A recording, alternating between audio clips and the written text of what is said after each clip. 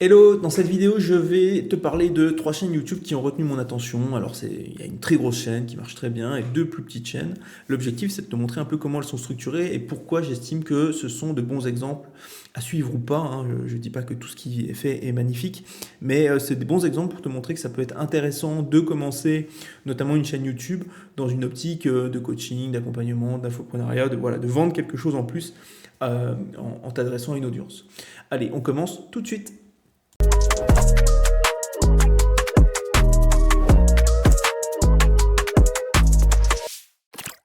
Ok, alors je commence avec cette chaîne La Fée Dodo, qui est en fait surtout au départ, non pas une chaîne YouTube, mais un compte Insta, puisqu'il y a 250 000 followers sur le compte. C'est une chaîne, c'est un compte, c'est globalement un écosystème qui a déjà quelques années d'existence et qui fonctionne très bien. La niche est très claire, aider au sommeil de bébé. Donc déjà, on voit tout de suite où est le problème, où est la douleur qu'on souhaite résoudre. Donc ça, c'est hyper clair et je pense que c'est un énorme point fort, mais aussi peut-être une faiblesse de la chaîne, j'y reviendrai après, de la chaîne et de la fée dodo au global. Il y a eu aussi un vrai travail de branding, d'image qui a été fait. On n'est plus sur une influenceuse qui parle, même s'il y a quand même une influenceuse au global, surtout au départ, même si maintenant c'est vraiment la fée dodo qu'on voit. Et il y a eu aussi une logique de professionnalisation, hein. Quand on va voir le site, on n'est plus du tout sur une blogueuse qui fait 3-4 articles par mois et qui vend, je sais pas moi, une formation, de l'aide, de l'accompagnement, peu importe. On est vraiment maintenant sur quelque chose qui ressemble plus finalement à une démarche paramédicale, avec beaucoup de choses qui sont proposées, donc beaucoup de produits différents. Déjà, il y a les livres de l'influenceuse dont je vous parlais, donc Caroline Ferriol, experte en sommeil et en nutrition. Des bébés bien sûr, on a les programmes vidéo, on a les consultations hein, qui sont pas données, hein, 149 € la première consultation de 1h15 et après j'ai noté 90 € les 45 minutes ou 45 € les 20 minutes, donc voilà, il y a quand même une vraie démarche qualité hein, avec des prix comme ça, puisque là je le rappelle, on va s'adresser à du particulier, hein, donc en B2C les prix en général sont quand même beaucoup plus faibles qu'en B2B. Là on est sur des prix qui peuvent s'apparenter à du coaching en B2B sur du junior quoi. On a des consultations de groupe et on a beaucoup d'autres choses en fait avec des programmes sommeil adulte etc. On a aussi des choses sur la nutrition. On voit que globalement il y a eu une volonté d'ouvrir un peu le propos et de ne plus parler que du sommeil, même si voilà, tout ce qui a été fait, tous les contenus, le branding, etc. font que aujourd'hui c'est compliqué de faire autre chose que ça. Ce qui est intéressant aussi, je l'avais noté sur les consultations. On va y aller. Alors le site est très joli, même si de temps en temps c'est un peu la merdouille pour s'y retrouver. Souvent en fait on va commencer sur une démarche d'abonnement. On va se dire voilà je vais prendre telle personne etc. Là sur les consultations c'est très simple. Comme je vous l'ai dit, il y a un premier prix pour la première et d'autres prix pour les suivantes. Mais dès que vous allez sur du programme vidéo ou sur des choses qui sont plus en one shot et que vous voyez un prix là par exemple 49 €, c'est pas un prix one shot, c'est un recurring. Donc en fait à chaque fois vous allez vous abonner. Ouais, si on va un peu au bout du tunnel. Voilà, donc déjà on a de l'upsell, ce qui est très bien. Ici on est sur 49 € pour 6 mois, ça veut dire qu'on va avoir, j'imagine, un tacite renouvellement hein, à date anniversaire, etc. Donc il y a du recurring, donc ça c'est intéressant dans une logique de visibilité de CA. On sait que si on a tant de churn, tant de personnes qui partent, on va pouvoir avoir un CA à peu près prévisionnel pour le mois, pour le trimestre d'après. Donc ça je trouve ça intéressant. Il y a aussi la vente de formation pour devenir consultant en sommeil, etc., etc. Bref, il y a eu un énorme travail sur les produits. Et vraiment, ce qu'on voit sur YouTube, c'est que on parle d'une douleur en fait. On parle d'une douleur qui est non seulement liée à l'énergie, c'est très difficile hein, quand on a un bébé qui dort pas depuis des semaines, depuis des mois, voire plus. Mais on parle aussi d'une douleur morale, d'une douleur mentale. C'est difficile, on se demande si on est un bon parent, enfin voilà. Et donc toutes ces questions connexes, elles vont être traitées. Alors ça veut pas dire que ça va faire un énorme engagement, hein, que ce soit même sur Insta, il y a pas un énorme engagement parce qu'on n'est pas dans une démarche d'adhésion, on est dans une démarche où on va consommer du contenu pour résoudre un problème. Et c'est aussi pour ça que c'est difficile comme business parce que globalement, une fois qu'on a résolu le problème, pour faire bêtement, une fois que bébé dort, il n'y a plus vraiment de raison de rester abonné au programme, de continuer à suivre la chaîne, etc., etc. Pour autant, ça a l'air de bien fonctionner. Donc voilà, c'est une chaîne que je voulais mentionner. Et ça doit aussi être un motif d'espoir, je pense, pour tous les gens qui disent, bah ouais, mais moi, mon expertise, on est capable de la trouver sur YouTube dans du contenu gratuit. Ce qu'on a ici comme contenu, alors après, moi, j'ai pas acheté les formations, mais ce qu'on a comme contenu globalement sur la Dodo, que ça soit sur Insta ou sur YouTube, c'est des contenus que je pourrais tout à fait retrouver ailleurs. Le gratuit est là, les maternelles, les contenus gratuits sur YouTube, etc., etc. Il y a énormément de contenus déjà existants. Elle n'a pas réinventé la roue. Après, sur les programmes, on est plus sur de l'accompagnement, on est plus sur des choses spécifiques, on est sur des contenus qui sont beaucoup plus poussés. Donc ça très bien. Par contre, en termes d'adhésion et d'acquisition, il y a pas eu de révolution. Et je pense qu'il n'y a pas besoin de faire de révolution dans tous les cas. Ok, donc ça on en a parlé. Ah, ici aussi également, oui, je vous en ai parlé très vite, mais il y a la formation pour devenir en fait euh, c'est pas exceptionnel, allez-y. Pour devenir consultante en sommeil, etc., etc. C'est moins bien. Je crois que ça se fait en 3 cycles et c'est 7 000 € pour voilà pour apprendre. Donc voilà, il y a plein de publics qui sont visés. Et je pense que quelqu'un qui est passionné par le sujet peut tout à fait se dire ah bah ouais finalement c'est ça que je veux faire. Et là, une nouvelle fois, c'est une démarche qui est plutôt qui est plus onéreuse, qui est plus intéressante, je pense, pour la Dodo, qui est aussi beaucoup plus engageante, etc., etc. Il y a Calliope, enfin voilà, on voit que c'est pas n'importe quoi, n'importe comment. Ce que je voulais aussi vous montrer, et après je vais passer à une autre chaîne, c'est que globalement, il y a eu du SEO qui a été fait, ce qui est assez rare finalement hein, sur les infopreneurs, sur les vendeurs de formation, etc. Le SEO arrive souvent assez loin. Là, vraiment, le site web qui a, j'ai noté, qui doit avoir 4 ou 5 ans, 6 ans apparemment, 6 ans d'existence pour le site, il y a eu un vrai travail qui a été fait, on voit qu'il y a eu des mots-clés qui ont été visés, et globalement il y a beaucoup de top positions sur des très gros mots-clés, et des mots-clés liés vraiment à des problèmes spécifiques, donc super travail qui a été réalisé, je pense que globalement l'omnicanal fait beaucoup de bien au business, et je trouve que c'est un modèle très intéressant. Vous voyez, le problème, enfin moi je pense que là vraiment le cœur du business et le fait que ça marche, c'est que le problème il est fort et qu'il est très facile à identifier. Dès qu'on arrive sur la chaîne, on comprend sur la chaîne, sur le compte Insta, sur le site, on comprend le cœur du sujet et on se dit ok, je suis tombé sur un spécialiste. Et ça c'est vraiment intéressant. Par contre, oui, le problème, c'est qu'effectivement, quand on résout l'endormissement et le sommeil du bébé, bah forcément, on perd du client. L'autre problème aussi, c'est que la niche, elle est relativement petite. On voit qu'il y a eu un travail hein, qui a été mené aussi pour aller sur d'autres choses, notamment sur de la nutrition, notamment sur la cible plutôt former des gens qui vont faire la même chose. Il y a aussi tout un domaine, pardon, toute une théma autour de l'allaitement. Bref, il y a beaucoup de choses. Je pense que là, on veut ouvrir, on veut faire plus gros. Parce que le sujet est relativement petit. Dernière chose, ce qui est intéressant de voir, c'est que on s'est structuré autour d'une influenceuse, Caroline Ferriol. Par contre, aujourd'hui, on a beaucoup de personnes différentes derrière. C'est-à-dire que si aujourd'hui vous faites une consultation, vous allez pouvoir choisir entre plein de personnes différentes. Ce qui prouve quand même que là, on n'est plus sur une influenceuse qui en plus vend quelque chose derrière, on est sur quelque chose qui s'est structuré avec un pôle finalement de consultantes, ce qui rend aussi la démarche plus crédible et plus experte aux yeux des clients.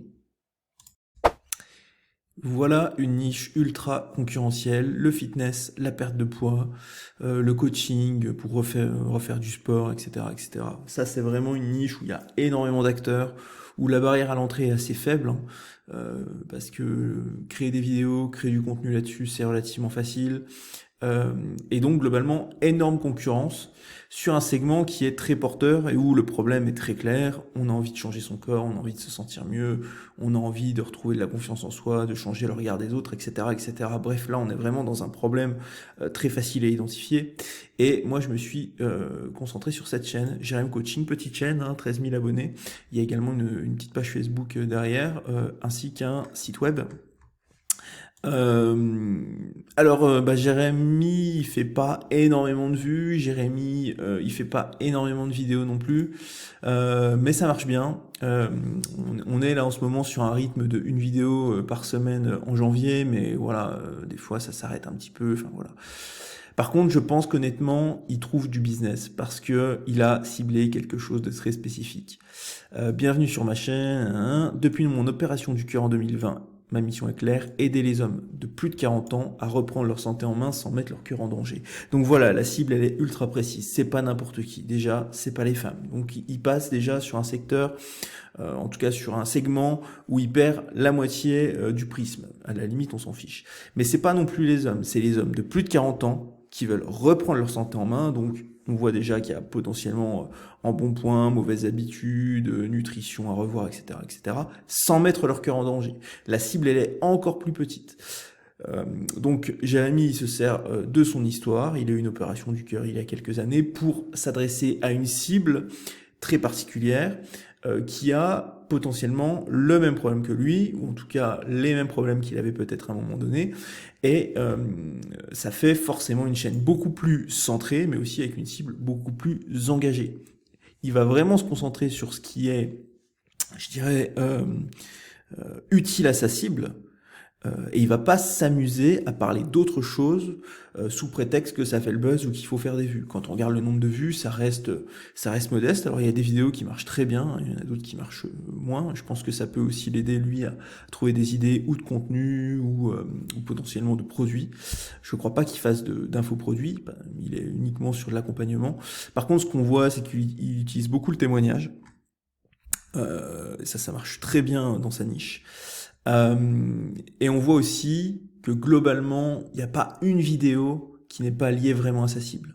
Si on regarde, on va regarder les 8 dernières. Pourquoi tu perds du muscle après 40 ans? Protéines, les 5 meilleurs et les 5 faux amis après 40 ans. Comment perdre son ventre de papa à 45 ans? Témoignage de Fabien. Perdre du ventre après 40 ans sans ajouter de temps. 3 stratégies, 73 ans opéré du cœur, les 5 habitudes qui ruinent ta perte de ventre après 40 ans, s'entraîner au poids du corps après 40 ans, les 3 erreurs d'entraînement qui t'empêchent de sécher après 40 ans. Bref, on pourrait continuer comme ça, mais vous avez compris le principe. Il fait des contenus très adaptés à une cible. Alors, effectivement, ça va pas générer des millions de vues, hein. Lui, il est pas sur la monétisation avec la publicité. Par contre, son audience, je pense qu'elle est très engagée. Et globalement, moi, ce que j'apprécie dans ses contenus, j'ai regardé quelques vidéos pour les besoins de ma propre vidéo. Je n'ai pas 40 ans et j'ai quand même un peu de ventre à perdre, avouons-le, mais peu importe. En tout cas, je ne suis pas la cible. Il n'est pas du tout dans le délire du fitness. Il est dans quelque chose qui est relativement sincère, honnête. Il se prend pas trop la tête. Et là, il est en train de marcher tranquillou. Il n'est pas à la salle de sport avec une petite musique techno en fond. Pas du tout. C'est pas son genre, alors que le mec est barre quand même. Et c'est quelque chose qui, je pense, fait plaisir à son audience. Et j'ai cliqué sur une vidéo pif qui a 4 jours, qui a 600 vues. Il a du commentaire. Il a des gens qui lui font des longs commentaires où ils expliquent, voilà, moi mon gros frein, c'est l'ego, beaucoup de travail trop lourd avec une exécution dégueulasse, etc. Bref, son audience lui parle et lui dit, voilà, moi mon problème c'est ci, moi mon problème c'est ça, moi je fais comme ci, moi je fais comme ça. Je ne sais pas si c'est bien. Voilà, c'est vraiment une audience qui a besoin de trouver des conseils, mais aussi de la motivation. Et globalement, c'est quelque chose qu'on vend aussi quand on fait un accompagnement, un coaching ou de la formation longue durée. On vend de la motivation. Et c'est quelque chose de très intéressant dans le fitness, mais c'est aussi quelque chose de très intéressant dans d'autres domaines, hein, le make money, le business en ligne, etc. Les gens ont besoin d'être motivés, de parler à d'autres personnes parce qu'ils sont tout seuls devant leur écran, etc., etc. Donc il y a des leviers vraiment intéressants à aller actionner. Voilà. Que dire de plus sur Jérémy? Les vidéos, elles sont pas très léchées. Il pourrait faire mieux, il pourrait monter plus, etc. Mais je pense pas que ça soit vraiment le propos. Euh, il a 13 000 abonnés et je pense que ça va monter peu à peu. Voilà, il n'y a pas de souci. Mais il aura jamais une chaîne avec 100 000 abonnés parce qu'il est justement ultra niché. Euh, je pense que dans tous les cas, avec son petit lead magnet là, de bilan gratuit, via Calendly, ça suffit à son bonheur pour aller trouver potentiellement des nouveaux clients. Et vu que Jérémy n'a pas une approche aujourd'hui avec un infoproduit ou avec une formation en ligne, etc., ça suffit largement aujourd'hui. Mais il pourrait tout à fait imaginer demain créer un produit un peu générique ou très ciblé, par exemple la perte de poids à tel endroit du corps ou la perte de poids en ne faisant pas de pompe ou que sais-je, lié vraiment à son audience, lié vraiment à un problème spécifique qu'il a identifié et qui revient tout le temps, il pourrait tout à fait en faire un infoproduit et réussir à générer des revenus de façon un peu plus passive qu'avec du coaching. Voilà. Voilà pour Jérém Coaching, une bonne petite chaîne très intéressante. Ce qui est fait n'est pas révolutionnaire, mais honnêtement, il n'y a pas besoin de réinventer la roue pour s'en sortir. Ce qu'il faut, c'est un bon positionnement. Et là, il a complètement compris le schmilblick. Il a une cible ultra précise et c'est ce qui fait vraiment l'intérêt de cette chaîne. Une autre chaîne qui retient mon attention et à laquelle je suis personnellement abonné, ILT, Investir sur le long terme, chaîne qui est sur un univers ultra concurrentiel, celui de l'investissement, celui des actions, celui de la bourse, celui des placements. Il y a énormément d'argent, il y a énormément d'affiliations, donc c'est un secteur vraiment très très très concurrentiel.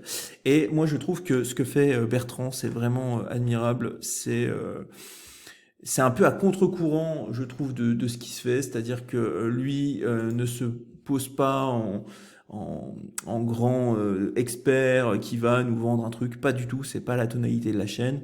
Il parle en fait de son parcours, il parle de la constitution de son PEA et de son compte titre, donc en gros de son portefeuille d'actions, pour créer ses revenus à la retraite. Donc déjà, je trouve que le problème, il est tout trouvé ici. Parce que on pourrait se dire c'est quoi le problème dans l'investissement, je vois pas la douleur. La vraie douleur aujourd'hui liée aux gens qui s'intéressent à l'investissement, c'est préparer le futur, c'est préparer sa retraite, préparer je sais pas moi sa succession, ce qu'on va laisser à ses enfants, etc., etc. Et globalement améliorer ses revenus dans une optique où à la retraite on sait qu'ils vont être beaucoup plus faibles.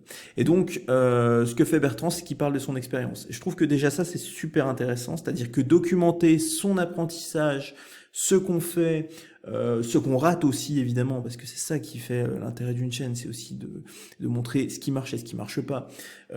Et puis de montrer aussi que Bertrand maintenant il a empilé, il a travaillé depuis un moment, il a fait 670 vidéos, il a fait des erreurs, il a eu des succès, mais maintenant voilà, il a une vraie expertise et quand on regarde ses vidéos, elles sont loin d'être mauvaises. Alors oui, elles sont un peu brutes de décoffrage, mais elles sont très intéressantes en termes de valeur. Oui, elles sont pas montées. Enfin, voilà, on voit qu'il a fait un truc vite fait avec l'IA et qu'il lit un peu ses notes, mais honnêtement, c'est pas le propos. En fait, c'est marrant parce que les miniatures qu'on voit de la chaîne ne ressemblent pas du tout au contenu. Le contenu est beaucoup moins putaclic que le laisserait entendre ce genre de miniature. Voilà, donc c'est pour ça que ça marche bien. Et même s'il a peu d'abonnés, je pense qu'il est dans un prisme, dans un secteur où il a suffisamment d'engagement en fait pour espérer gagner des revenus complémentaires. Peut-être que d'ailleurs c'est pas le propos dans son cas. Lui il dit pas moi je fais ça pour que vous achetiez tel bidule. Il est pas trop dans ce délire là. Donc vous voyez, on va regarder hop une vidéo là sur Interparfum. Il a fait 1000 vues, il a 30 commentaires. Honnêtement, il a toujours beaucoup de commentaires sur ses vidéos. Il y a toujours beaucoup de questions. Il prend du temps pour répondre, alors souvent succinctement, mais c'est exactement ce qui me semble intéressant. Alors, comment fait Bertrand pour essayer de gagner un peu d'argent avec sa chaîne? Je pense qu'il pourrait faire mieux, mais comment il fait? Parce qu'il montre ses outils en fait. Il montre aussi, il parle aussi forcément de telle plateforme avec laquelle il est affilié, mais il abuse pas à en reparler tout le temps, hein, loin de là. Donc ça c'est aussi quelque chose que moi personnellement j'apprécie. Et il a créé un outil. Alors ce qui est intéressant, hein, puisque sur ce secteur, ou bien on vend une méthode, une formation et on passe un peu pour un scammer, ou bien on vend de l'information brute, très valorisée parce que quelqu'un a fait le travail de lire des résultats d'entreprise, des comptes, etc. et donne son avis sur une action. Ou bien on vend un outil. Et de plus en plus, on voit des outils qui émergent, des outils qui sont nés avec l'IA, il y a pas à se leurrer. C'est des outils assez qualitatifs qui l'utilisent bien sûr dans chaque vidéo. Il va montrer, ben voilà, mon outil, il montre ci, il montre ça. Et donc voilà, c'est intéressant. Ce qui est intéressant aussi, c'est que l'abonnement est modique. Donc si on veut aujourd'hui s'intéresser à un outil et qui coûte 8-9 balles, bah, c'est assez rapide de s'abonner. Deuxième chose intéressante, le système, c'est un abonnement. Donc, vous voyez, un abonnement à 8 euros, c'est un peu un no-brainer le prix, surtout dans une niche comme celle-ci où on est vraiment en train de parler d'investissement, de retour sur investissement à long terme, etc. 8 euros par mois, quand on sait combien on peut gagner et perdre en bourse, on n'est pas à ça près, quoi. Donc moi je pense que c'est vraiment ce genre de produit est intéressant. Après, l'approche et la façon dont il le met en avant est pas toujours ultra incitative. Je pense qu'on pourrait aller beaucoup plus loin et potentiellement communiquer d'autres façons. Mais ce que je voulais vous montrer avec cette chaîne, c'est que finalement là, ce qui compte, c'est pas tant le fait que ça soit concurrentiel, c'est pas tant le fait que il faut produire beaucoup de vidéos. Je pense que Bertrand, il fonctionne parce qu'il a une vraie tonalité de fond. Ces vidéos, elles parlent de sujets qui finalement sont pas liés cette fois-ci à une cible très précise, hein. Pas du tout, il n'y a pas eu de ciblage. Par contre, elles sont qualitatives dans le propos, mais je pourrais trouver plusieurs autres vidéos sur les prépublications de Total, sur les top actions PEA, dividendes, j'en trouverai peut-être 30 autres sans aucun souci. Par contre, voilà, Bertrand, il a pris le temps de se créer une audience qui a confiance en lui, qui lui pose des questions auxquelles il va répondre. Et ben voilà, il y a eu un vrai travail qui a été fait. Il y a 670 vidéos, hein, donc actives depuis le 4 septembre 2011. Effectivement, ça fait peu d'abonnés en une quinzaine d'années. Alors, je ne sais pas si la chaîne a été active sur les 15 ans, mais je pense que là, il y a quand même un vrai frémissement. Ça mériterait d'être un peu plus travaillé en termes de web marketing pur, peut-être d'autorépondeurs, peut-être de séquences, peut-être de newsletters, peut-être de donner un peu plus à essayer son produit pour qu'on puisse se faire une idée et se dire ok, je peux plus m'en passer. Mais globalement, je trouve que c'est très intéressant. Alors c'est sûr que quand on commence sur une niche très concurrentielle et qu'on se dit bah, je vais devoir tenir pendant des mois, faire beaucoup de vidéos, etc., etc., ça va être dur. Je trouve que dans le cas de Bertrand, c'est moins compliqué parce qu'en fait, il documente ce qu'il fait déjà. Il n'est pas en train de se dire de quoi je vais parler la semaine prochaine. Je veux dire, ici, l'analyse SWOT de Coface qu'il fait il y a 2 mois, il l'a faite sans doute pour lui au départ. Et il en a rendu compte à son audience. Et je trouve que comme ça, c'est beaucoup plus facile de créer des contenus. Et dans son cas, vu qu'ils sont très peu montés, hein, qu'on est vraiment sur voilà des écrans, bah, un peu comme moi, hein, on va pas se mentir, on fait des choses comme ça, hein, ça prend relativement peu de temps. En plus là, ces écrans, on le voit bien, ils sont créés par IA, on voit bien la charte graphique qui nous laisse voilà, avec ces genres de petites coquilles là, qui nous laisse bien penser que tout ça c'est fait par IA. Lui, il lit tout ça et puis il donne un peu plus et c'est largement suffisant pour faire à la fois du clic, des commentaires et des abonnés. Voilà. Donc moi je trouve que c'est intéressant aussi dans une optique où quand on sait pas trop vers où on va, on a une grande thématique, on peut se dire aussi je lance ma chaîne, je vois bien où je vais. Alors ma chaîne, mon compte Insta, mon compte LinkedIn, j'en sais rien, hein, à la limite c'est pas le sujet de la vidéo, mais on se lance, on teste l'appétence de l'audience, on teste aussi sa propre appétence à parler d'un sujet sur le long cours, et en fonction des premiers signaux, eh ben, on affine la cible. Voilà, on se dit, bah, moi, mon audience est là, elle est plus intéressée par tel sujet ou tel sous-sujet. Je vous donne un exemple très simple. Moi, dans ma dernière vidéo, j'ai parlé de plein de monétisations différentes, enfin de 5 types de monétisation différentes pour se diversifier du mix, enfin du non-mix édition de site, full édition de site. Et dans les commentaires, dans les gens qui sont venus me parler sur X, sur Discord, etc., j'ai peut-être 80% des gens qui m'ont parlé d'infoprenariat. Qu'est-ce que j'ai fait? vidéo suivante, je vais parler de ça. Et je vais me servir en fait de tout ce que j'ai vu là sur les 3 chaînes que j'ai regardé avec vous, pour moi aussi affiner ma réflexion et sans doute quand je vais lancer une nouvelle chaîne ou quand je vais étoffer la mienne, réfléchir aussi à la lueur de tout ce que j'ai pu apprendre ici. Voilà pour cette 3e chaîne, donc investir long terme. Si jamais ça vous intéresse, allez-y, c'est vraiment sympatoche. Pour conclure sur ces 3 chaînes, ce qu'on peut vraiment remarquer, c'est qu'il faut un vrai problème, il faut un vrai désir, il faut une vraie douleur. Si vous arrivez à isoler quelque chose comme ça, vous avez sans doute déjà une idée des contenus, de la cible et potentiellement aussi de ce qu'il faut produire pour l'atteindre. Donc ça, c'est déjà un point de départ qui me semble essentiel. Si vous êtes sur quelque chose de trop générique et qui... et quand on en parle, on voit pas vraiment le problème, c'est qu'il y a un souci. Voilà. Ce qui est intéressant aussi, c'est que plus le problème va être difficile, plus le problème va être prégnant et plus, comment dirais-je, moins vous aurez besoin d'une grosse audience pour en vivre finalement. Si vous parlez d'un problème extrêmement compliqué à résoudre sur une cible qui est relativement petite, mais voilà, si ce problème est vraiment difficile, vous avez de fortes chances, en poussant des produits, en poussant de l'accompagnement, en poussant des conseils, de faire du business. L'inverse est vrai aussi. Si vous avez une énorme chaîne où vous parlez de tous les problèmes de la terre entière, de tous les petits cailloux dans la chaussure, ça sera très compliqué de la monétiser. Parce que finalement, d'une part, vous n'êtes pas spécialisé, donc vous n'êtes pas expert. Et d'autre part, si c'est des petits problèmes, pourquoi on aurait besoin d'aller plus loin qu'une pauvre vidéo YouTube? Voilà.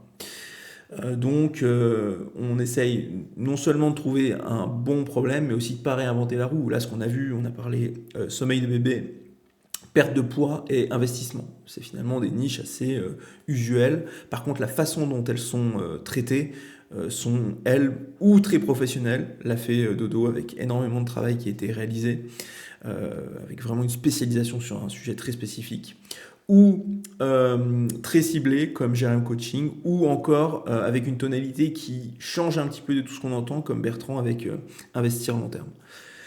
Donc des super sujets, il y en a plein. Maintenant, c'est la façon dont vous allez les traiter qui vont permettre de les rendre bankable ou pas. Voilà.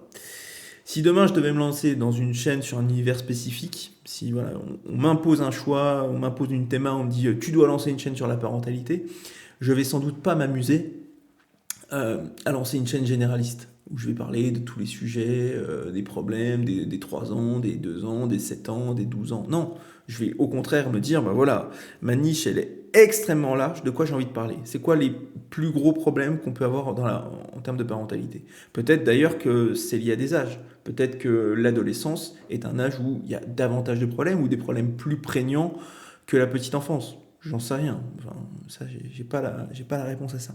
Mais j'irai sans doute plus vers une tranche d'âge très spécifique.